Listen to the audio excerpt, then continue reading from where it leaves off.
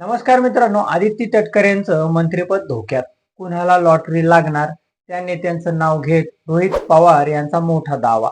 काय आहे ही बातमी आपण थोडक्यात बघूया. चला तर मग, मी सचिन नाईक आणि तुम्ही बघत आहात आपली राजनीती चॅनल. राष्ट्रवादी काँग्रेसमधील धुसफूस शिंगेला पोहोचल्याचा दावा करण्यात येत आहे. आमदार रोहित पवार हे सातत्याने अजितदादांच्या गोठ्यातील घडामोडी आणि काटगोष्टी चव्हाट्यावर आणत आहेत. आताही त्यांनी असाच एक मोठा दावा केलाय. पक्षातील ज्येष्ठ नेते सुनील तटकरे आणि प्रफुल्ल पटेल यांना साईडलाईन केल्याची बातमी समोर आली आहे.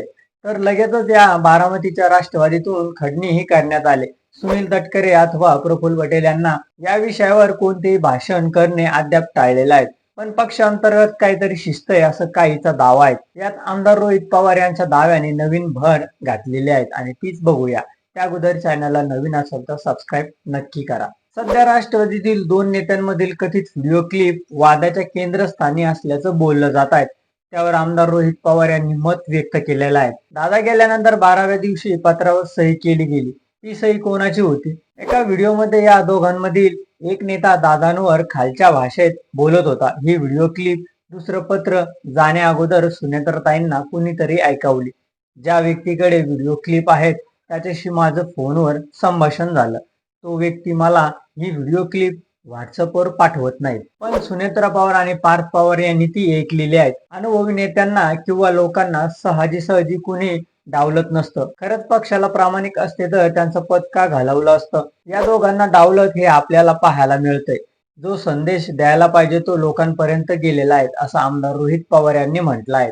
हा दावा तटकरे आणि पटेल विषयी आहेत की इतर कोणाविषयी ते संदर्भ देत आहेत हे जाणकारांना अचूक कळलेलं आहे. अजितदादा कुणाचं ऐकत नव्हते, ते फक्त कार्यकर्ते, पदाधिकारी आणि महत्वाच्या लोकांचंच ऐकायचं असं रोहित पवार म्हणाले. अजित पवारांसंदर्भात त्या व्हिडिओ क्लिप मध्ये फार खालच्या लेवलला जाऊन शब्द वापरले गेले. पार्थ आणि काकींनी पूर्ण क्लिप ऐकली असं आम्हाला समजलं, तेव्हा हा प्रश्न त्यांना विचारा असं रोहित पवार म्हणाले. सिल्वर वॉकवर शरद पवार यांना कुणीही भेटू शकतं. सुनील तटकरे आणि प्रफुल्ल पटेल यांच्या सोबत कुणीही राजकीय चर्चा झालेली नाहीत असं शरद पवार यांनी सांगितलं आहे. तर आदित्य तटकरे पद घालून सुनील शेळकेंना पद दिलं जाऊ शकतं. राज्यमंत्र्याला मंत्रिपद दिलं जाऊ शकतं असा मोठा दावा रोहित पवार यांनी केला आहे. पुढच्या काही महिन्यात काहीही होऊ शकतं असं ते म्हणाले आहेत. दादा धाडसी नेते होते. दादा विरोधी पक्ष नेते होते का? दादाची आणि आमची चर्चा बोलून फायदा नाही. विलिनीकरण नक्की होणार होतं. दोन्ही पक्ष एकत्र राहिले तर दावेदारी करू शकले असते. तर तुम्हाला काय वाटतं हे आमच्या चॅनलच्या कमेंट बॉक्स मध्ये नक्की कळवा आणि व्हिडिओ आवडला असेल तर चॅनलला लाईक आणि सबस्क्राईब करा. धन्यवाद.